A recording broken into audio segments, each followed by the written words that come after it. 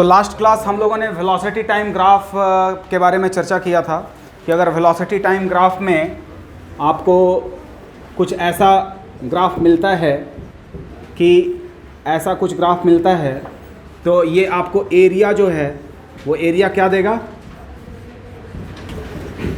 Area क्या देगा बताइए, डिस्टेंस, और ये एरिया भी क्या देगा, डिस्टेंस देगा। ये एरिया और ये एरिया A1 और A2 को अगर आप जोड़ेंगे तो टोटल डिस्टेंस मिलेगा, और A1 माइनस A2 करेंगे यदि एरिया निकाल के तो आपको क्या मिलेगा, डिस्प्लेसमेंट मिलेगा। आप लोग पिछले क्लास में ये भी देख लिए थे कि ये एक्सेलरेट कर रहा है, फिर ये रिटार्ड कर रहा है, फिर क्या हुआ है, एक्सेलरेट कर रहा है और फिर क्या कर रहा है, रिटार्ड कर रहा है। वेलोसिटी नेगेटिव होने का मतलब ये आप लोग को बता दिए थे। वेलोसिटी नेगेटिव होने का मतलब ये होता है कि ऑब्जेक्ट का जो डायरेक्शन है वो 180 डिग्री से क्या हो गया है, घूम चुका है वो, यानी कि अब यू टर्न ले चुका है। अगर वेलोसिटी जिस समय साइन चेंज कर रहा है, क्या कर रहा है, साइन चेंज कर रहा है। जैसे यहाँ से वो मंदिर गया, मंदिर से मार्केट गया, अब क्या कर रहा है वो, मार्केट से मंदिर की ओर आ रहा है, ठीक है, और फिर अभी उसी डायरेक्शन में ये चल रहा है, बस यहाँ पर ये एक्सीलरेशन हो रहा है और यहाँ पर क्या हो रहा है, रिटार्डेशन हो रहा है। वेलोसिटी यहाँ पर पॉजिटिव है क्योंकि ये पॉजिटिव डायरेक्शन में है, पॉजिटिव एक्सिस की तरफ है। यहाँ से नेगेटिव एक्सिस में जा रहा है वेलोसिटी। इसका मतलब सिर्फ ये है कि वेलोसिटी पॉजिटिव से नेगेटिव हो या नेगेटिव से पॉजिटिव हो, इसका मतलब सिर्फ और सिर्फ क्या होता है कि उसने यू टर्न ले लिया है। उसने क्या ले लिया है, यू टर्न ले लिया है। इससे ज़्यादा और कुछ नहीं होता है। एक्सीलरेशन हो रहा है कि रिटार्डेशन, इसका देखने का तरीका यही है कि मैग्नीट्यूड वेलोसिटी का बढ़ रहा है कि नहीं। आप केवल ये देखेंगे कि इसमें वेलोसिटी का मैग्नीट्यूड क्या हो रहा है। मान लीजिए -5 है, फिर क्या होगा, -10। तो आप ऐसे जब जा रहे हैं तो वेलोसिटी का मैग्नीट्यूड बढ़ रहा है कि घट रहा है, तो बढ़ रहा है। -5 का मैग्नीट्यूड 5 होगा, -10 का मैग्नीट्यूड 10 होगा। तो मैग्नीट्यूड अगर बढ़ रहा है यानी कि एक्सेलरेट कर रहा है, मैग्नीट्यूड यदि घट रहा है तो रिटार्ड कर रहा है। अदरवाइज केवल आपको इतना सोचना है कि वेलोसिटी पॉजिटिव एक्सिस से नेगेटिव एक्सिस में जाने का मतलब ये है कि अब उसने यू टर्न ले लिया है, बस, और कुछ भी नहीं। इतना दिमाग में रहेगा, ठीक है। आज हम लोग देखेंगे कि इंस्टेंटेनियस वेलोसिटी और एवरेज वेलोसिटी को अच्छे से हम लोग देखेंगे, ठीक है। इंस्टेंटेनियस वेलोसिटी, अच्छा हम लोगों ने ये भी देख लिया था ना, v equal to u plus a t, s equal to u t plus half a t square and v square equal to u square plus 2as। हम लोग ये भी देख लिए थे ना कि a को हमको dv बाई dt लिख सकते हैं या फिर इसी को v dv बाई ds लिख सकते हैं, ठीक है। ds का मतलब क्या है, डिस्प्लेसमेंट, छोटा सा डिस्प्लेसमेंट, ठीक है। तो हम लोग एक्सेलरेशन को ये दो फॉर्म में लिख सकते हैं। और हम क्या लिख सकते हैं, इसको थोड़ा देखिए तो, d बाई डी टी और v को ds बाई डी टी लिख सकते हैं ना। आप लोग जानते हैं ना v को क्या लिखा जाता है, ds बाई डी टी। तो हम इसको भी लिख सकते हैं ना, ds by D T. v को क्या लिख सकते हैं, ds बाई डी टी लिख सकते हैं कि नहीं, बोलिए। तो ये क्या हो गया, d2s by D T square. इसको क्या पढ़ते हैं हम लोग, बताइए, d2s by D T square. अरे बात सुनिए, d2s by D T square, इसका मतलब ये होता है डिफरेंशिएशन। यहाँ पर d का मतलब क्या होगा, डिफरेंशिएशन s का दो बार with respect to time. t square है यानी t दो बार, t स्क्वायर का मतलब t दो बार, लेकिन d TWO है यहाँ पर, यानी कि s का डिफरेंशिएशन दो बार, किसके रिस्पेक्ट में, दो बार टाइम के रिस्पेक्ट में। अगर हम s को यानी डिस्प्लेसमेंट को एक बार डिफरेंशिएट करेंगे तो क्या मिलेगा, अगर हम s को एक बार डिफरेंशिएट करेंगे तो क्या मिलेगा, बोलिए, वेलोसिटी मिलेगा। फिर हम इसी s को एक बार और डिफरेंशिएट कर देंगे, इसका मतलब क्या है, हम वेलोसिटी को डिफरेंशिएट करेंगे। हम s को एक बार डिफरेंशिएट करेंगे तो क्या मिलेगा, वेलोसिटी। और फिर हम इसको एक बार और डिफरेंशिएट कर देंगे तो हमको क्या मिलेगा, एक्सीलरेशन। अब इतने बड़े को शॉर्ट में कैसे पढ़ा जाता है?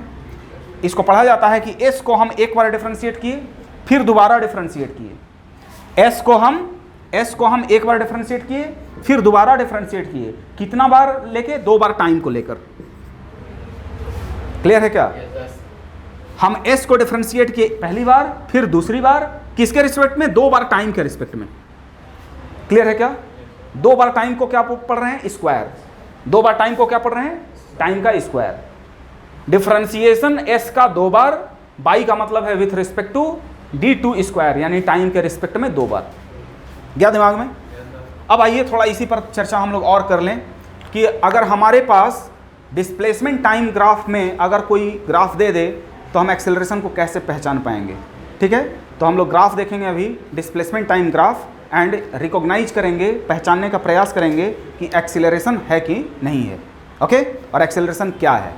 तो ये इन सबको हटा सकते हैं? yes, कुछ लिखना है तो लिख लीजिए जल्दी से। पढ़ेंगे कैसे इसको हम लोग? d2s/dt square. जल्दी नोट करिए।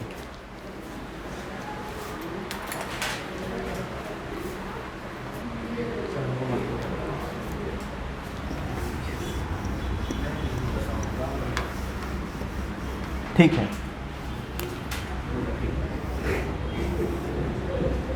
ये हमारे पास इधर क्या है? डिस्प्लेसमेंट है। क्या है इधर? डिस्प्लेसमेंट है, इसको हम s से दिखा रहे हैं, और इधर क्या है? टाइम है, t है। अगर हम कोई ऐसा ग्राफ ड्रॉ करते हैं और एक दूसरा ग्राफ हम ये ड्रॉ करते हैं,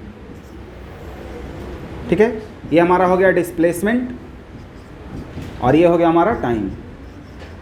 सबसे पहले हमको ये बताइए, डिस्प्लेसमेंट टाइम ग्राफ क्या चीज़ का इंफॉर्मेशन देता है? वेलोसिटी का। सब लोग बोलिए, displacement time graph gives information about velocity.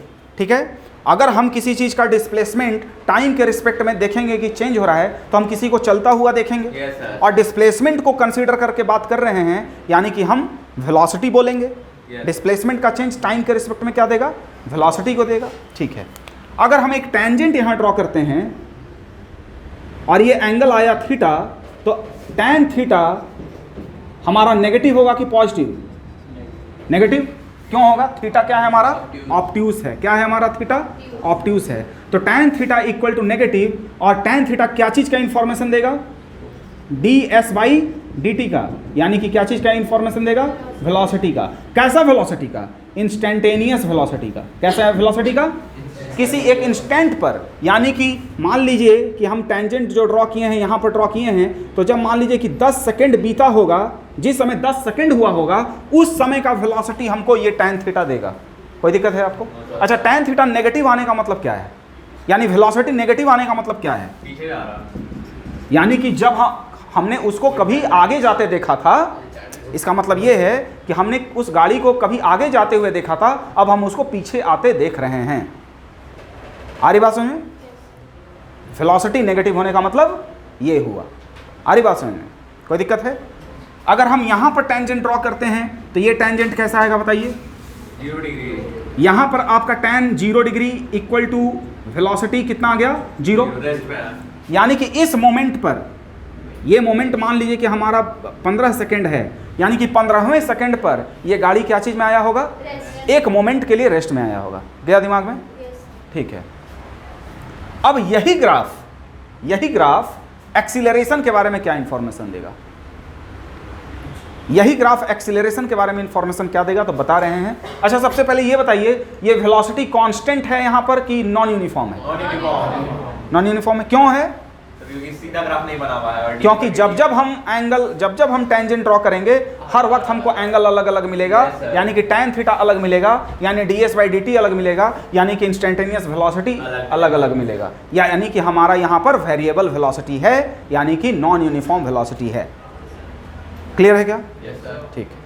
आप लोग को हम बताना चाहेंगे कि ऐसा ग्राफ पाराबोलिक ग्राफ होता है, और अगर डिस्प्लेसमेंट और टाइम का रिश्ता होगा तो displacement equal to c times t square होगा। क्या होगा? और यदि ये चीज ओरिजिन से पास कर रहा होता तो पक्का यही होता, लेकिन ये वाला जो है इसको हम लोग क्या बोल सकते हैं? वॉर्टेक्स बोलते हैं। इसको क्या बोलते हैं? जहां टर्न करता है ना, उसको क्या बोलते हैं? वॉर्टेक्स बोलते हैं। और इस शेप को क्या बोलते हैं? पाराबोला। क्या बोलते हैं? पाराबोला। इस शेप का नाम क्या है? पाराबोला। एक एक चीज को दिमाग में कैद करते जाइएगा। इस शेप को क्या बोलते हैं? पाराबोला। और पाराबोलिक शेप में अगर वर्टेक्स जो है हमारा यहां पर नहीं है तो पक्का है कि कुछ कांस्टेंट आएगा, एक और। आ रही बात समझ में? एक और कांस्टेंट आएगा। आ रही बात समझ में? सी और C1 जो है कांस्टेंट है। अरे बात समझ में?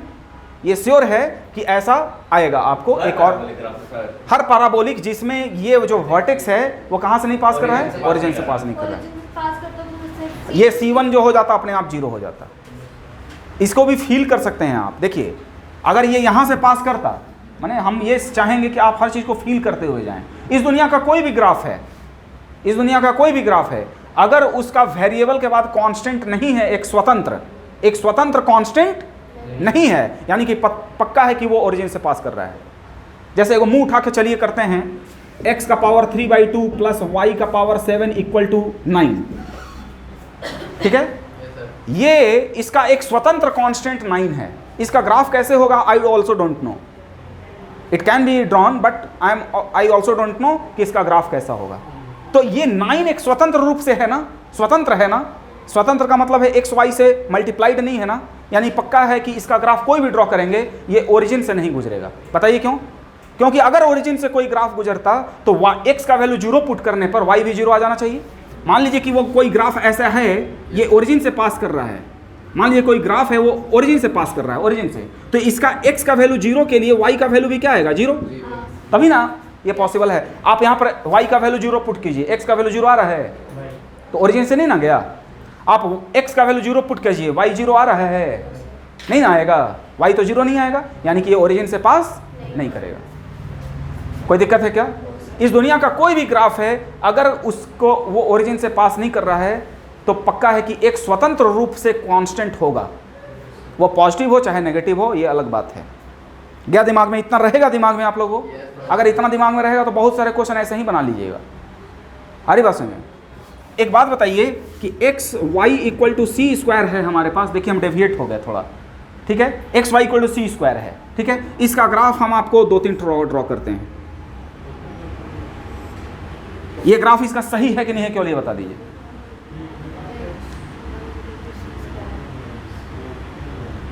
सिंपल, इसका स्वतंत्र कांस्टेंट है ना एक, ये ओरिजिन से पास नहीं करेगा। अभी तो सिखाए, एक स्वतंत्र कांस्टेंट है ना, इसका ये ओरिजिन से पास नहीं करेगा। इसका ग्राफ कैसा होता है? ऐसे।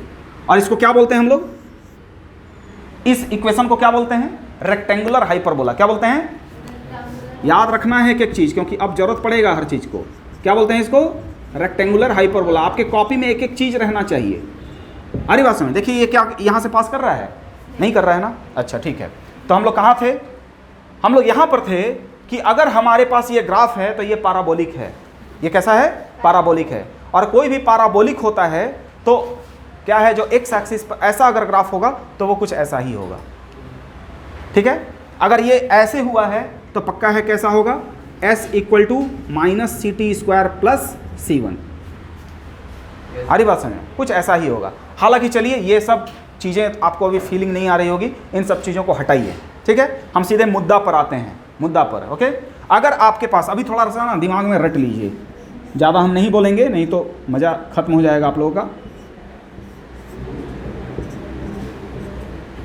अगर आपको डिस्प्लेसमेंट टाइम ग्राफ में कोई ऐसा शेप मिलता है, यानी कि कांस्टेंट एक्सीलरेशन को दिखाता है, ये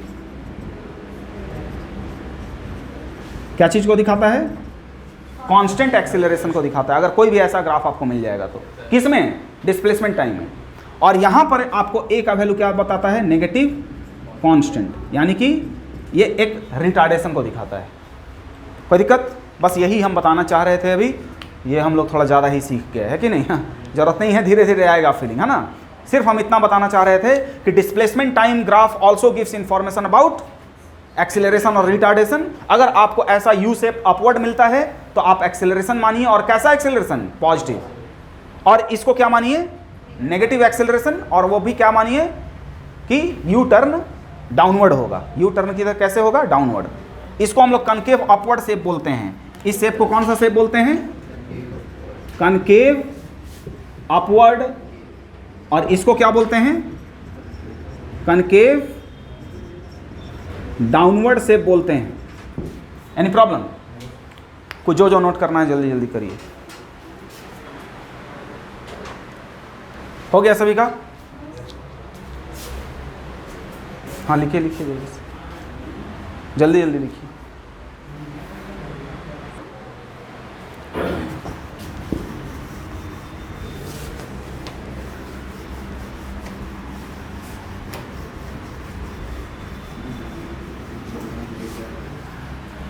चलिए आइए। Average speed and velocity.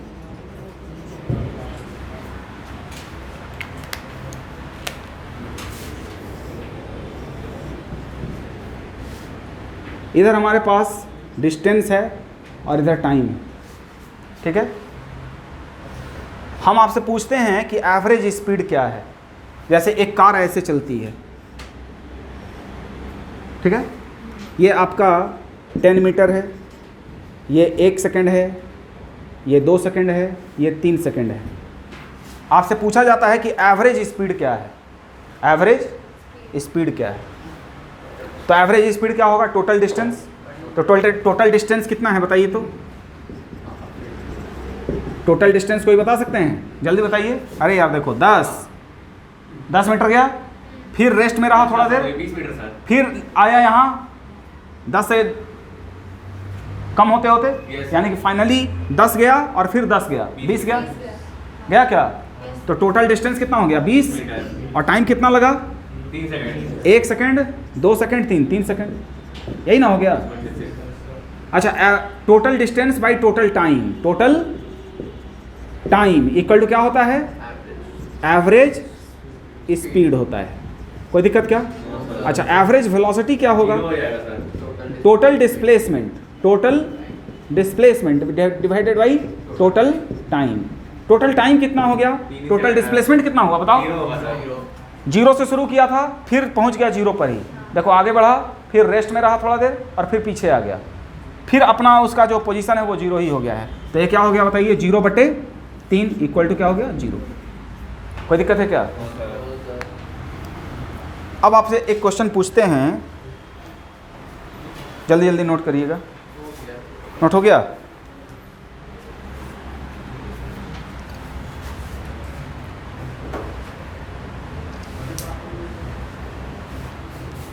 Pause कर देते हैं।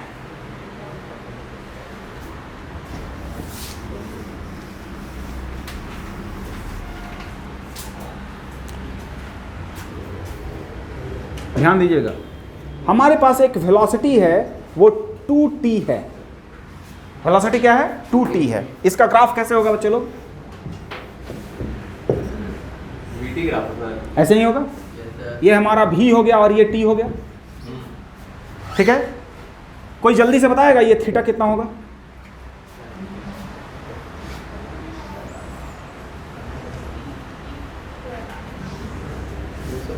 dv/dt क्या होगा बताओ?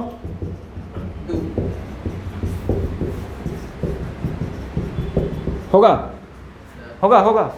dv/dt क्या चीज का इंफॉर्मेशन देता है? Slope of vt graph. Slope of vt graph यानी tan थीटा।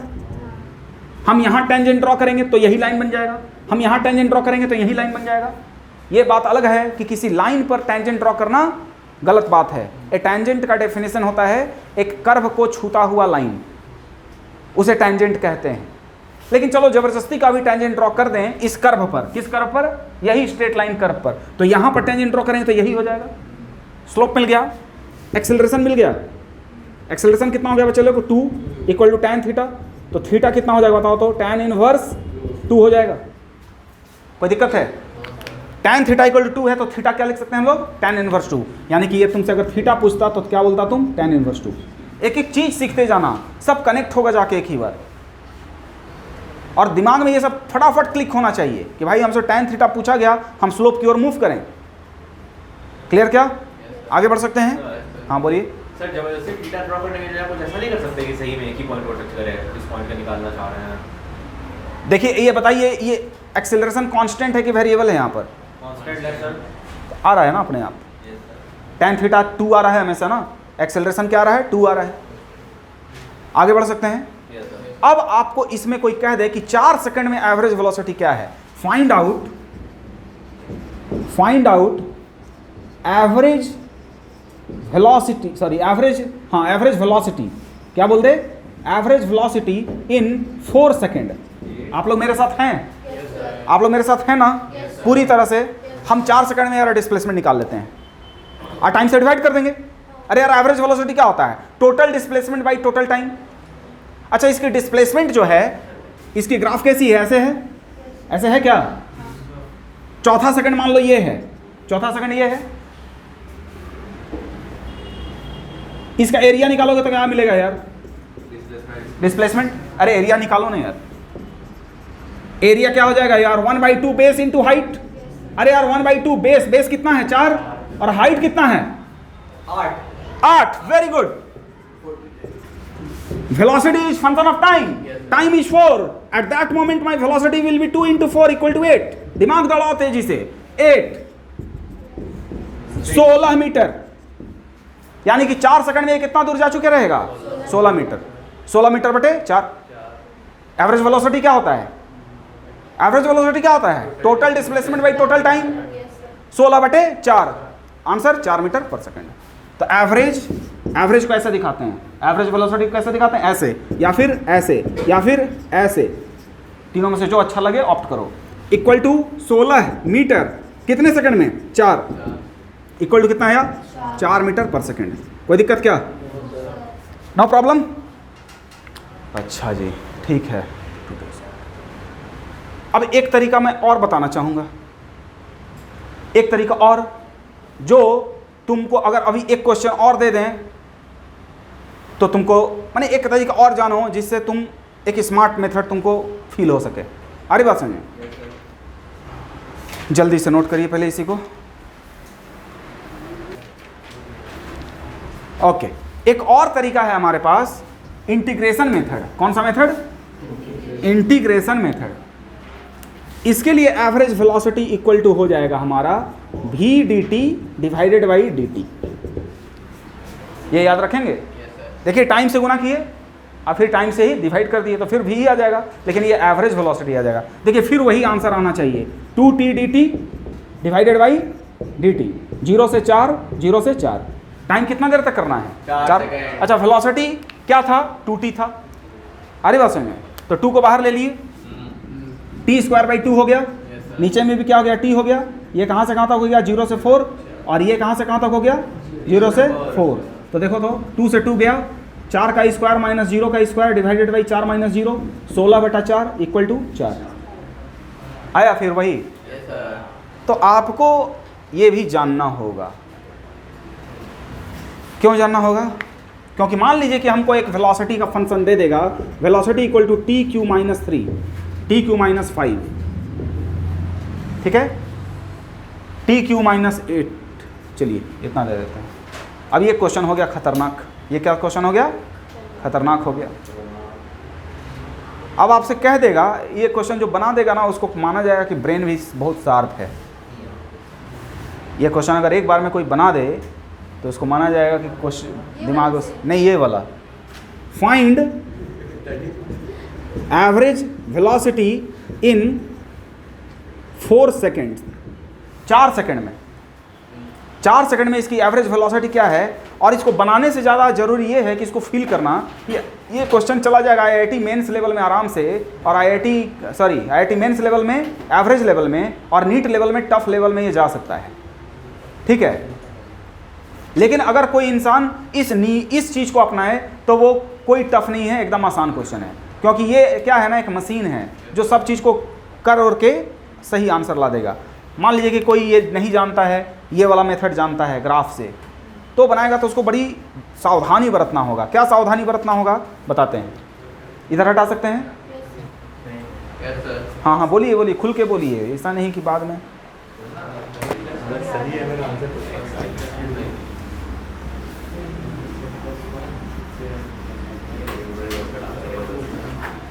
देखिए यहाँ पर एवरेज वेलोसिटी कितना हो जाएगा, v dt divided by dt।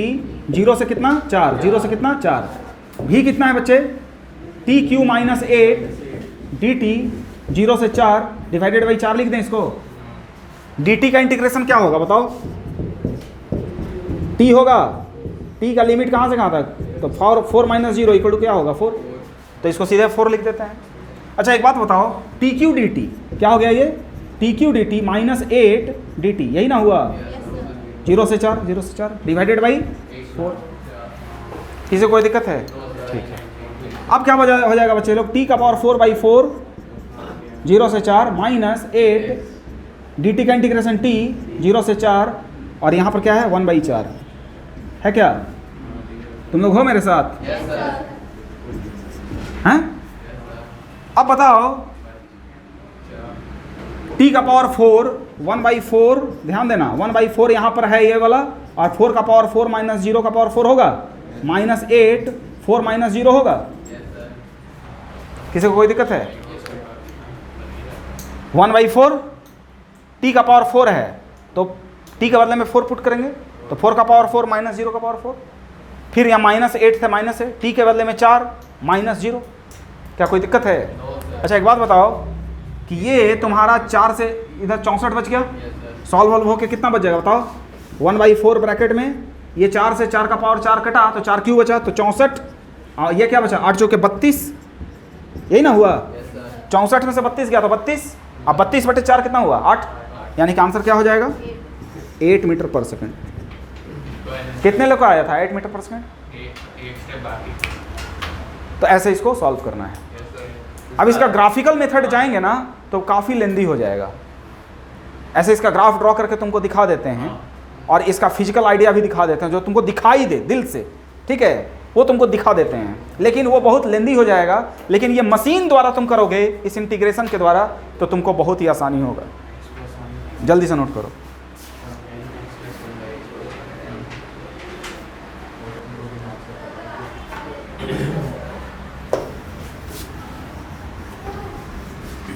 एक एक चीज लिखिएगा, एक एक चीज को दिमाग में फिट करते जाइएगा।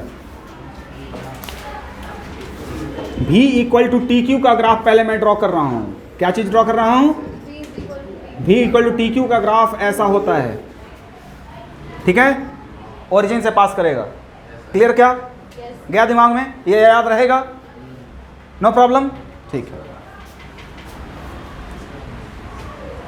इसमें आगे दिया गया था टी क्यू माइनस 8, आप थोड़ा सा कॉमन सेंस अपना लगाइए और इसका ग्राफ आप खुद ड्रॉ कर लेंगे। आगे काम कर गया, 8वां 9वां क्लास में पढ़ा है इन लोग को ग्राफ ड्रॉ करने का, ठीक है।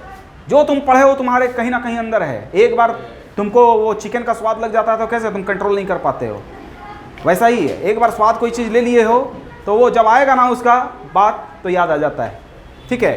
तो v equal to t cube minus 8, यानी कि वेलोसिटी 8 यूनिट से नीचे खींच देना है। -8 कर दिए ना तुमने, v अगर टी क्यू था उसमें तुमने -8 लिख दिया, यानी कि तेरे अकाउंट से 8 रुपये कम हो गया, यानी v 8 यूनिट नीचे खींचा जाएगा। यानी कि ग्राफ कैसा होगा? नेचर वही रहेगा, है, नेचर क्या रहेगा? वही रहेगा, बस अब ये 8 यूनिट क्या हो जाएगा? नीचे खींचा जाएगा, यानी कुछ ऐसे हो जाएगा। यहां पर क्या आ जाएगा? ये -8। आ रही बात समझ में? और ये वाला क्या होगा बच्चे? ये वाला 2 पुट करो, 2 कितना पुट करो? 2, तो वेलोसिटी क्या हो जाना चाहिए? 0। तुम लोग हो मेरे साथ? अरे भाई यहां पर वेलोसिटी कितना है बताओ तो? 0। वेलोसिटी कितना है यहां पर? 0। यानी कि वेलोसिटी 0 होगा कब?